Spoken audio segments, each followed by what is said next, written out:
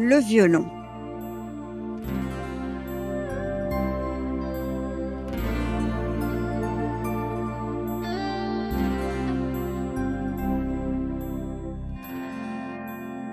Toujours planté devant la vitrine, John sortit brutalement de son rêve et pensa soudain à son ami James.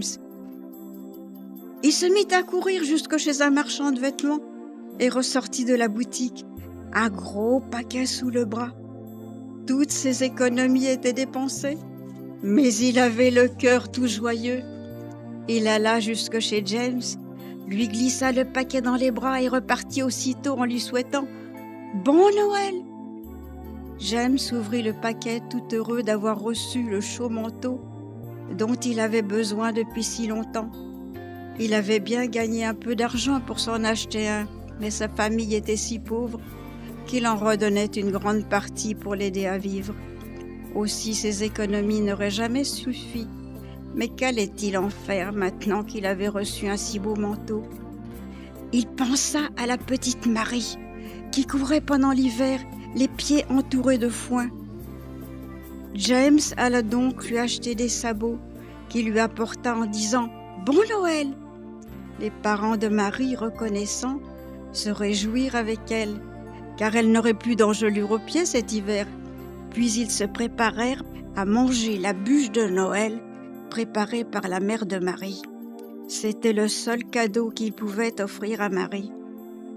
Lorsqu'elle vit la bûche dont elle avait rêvé depuis si longtemps, elle dit qu'elle avait si chaud aux pieds maintenant, que les sabots étaient un tellement beau cadeau qu'à son tour elle avait envie d'en faire un. Pourquoi ne pas offrir sa bûche de Noël à Jeanne?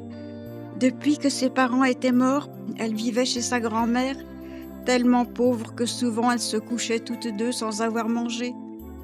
Quelques minutes plus tard, Marie et sa mère, affrontant le froid de la nuit, portèrent la bûche à Jeanne et à sa grand-mère en leur souhaitant un bon Noël.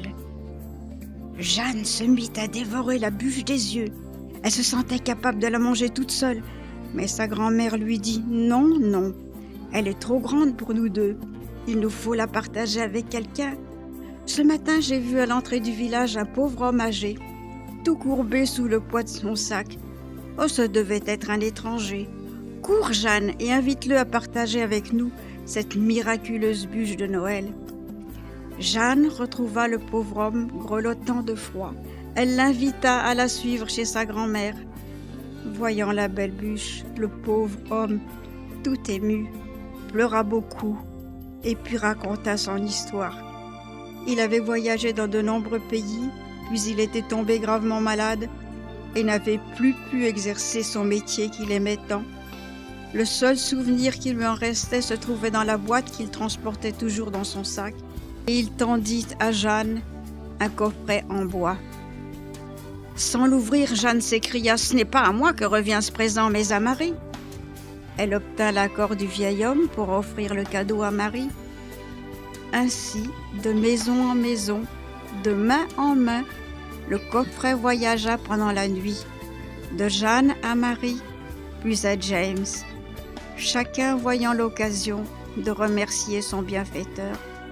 C'est ainsi que James, le matin de Noël, frappa 2 coups à la porte de son ami John, posa vite son présent sur le sol et sans attendre repartit.